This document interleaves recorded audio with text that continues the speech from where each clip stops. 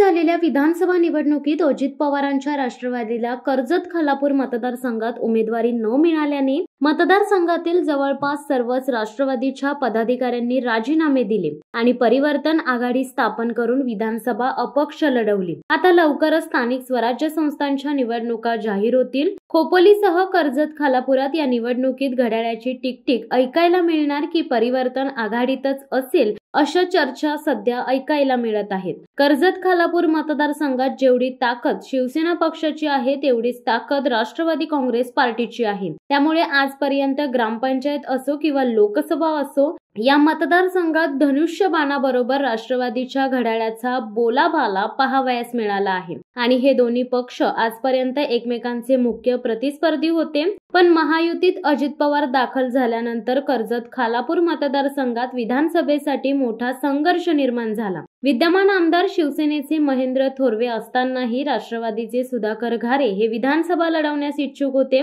व राष्ट्रवादीचे प्रदेशाध्यक्ष सुनील तटकरे यांचा वरदहस्त सुधाकर घारे यांच्यावर असल्याने आपल्याला महायुतीचे तिकीट मिळेल असा त्यांनी विश्वास होता। पण महायुतीतर्फे शिवसेनेचे विद्यमान आमदार महेंद्र थोरवे यांना तिकीट जाहीर झाल्यानंतर मतदारसंघातील राष्ट्रवादीचे तमाम पदाधिकारी व लोकप्रतिनिधी यांची बैठक झाली व सर्वांनी हाती घातलेले घड्याळ सोडून अपक्ष निवडणूक लढवण्याचे ठरवले आणि इतर अनेक पक्षांना बरोबर घेऊन परिवर्तन आघाडी स्थापन केली व निवडणूक लढवली। पण त्यात सुधाकर घारे यांचा थोड्या मतांनी पराभव झाला व शिवसेनेचे महेंद्र थोरवे दुसऱ्यांदा निवडून आले।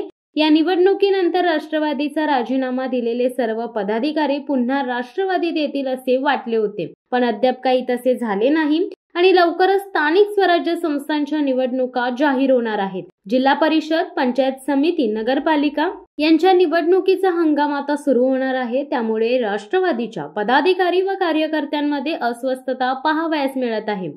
आगामी होणाऱ्या स्थानिक स्वराज्य संस्थांच्या निवडणुका राष्ट्रवादीच्या घड्याळावर लढवायच्या की परिवर्तन आघाडीतर्फे याचे मार्गदर्शन सध्या कोणत्याच नेत्याकडून होत नसल्याने संभ्रमाचे वातावरण निर्माण झाले आहे।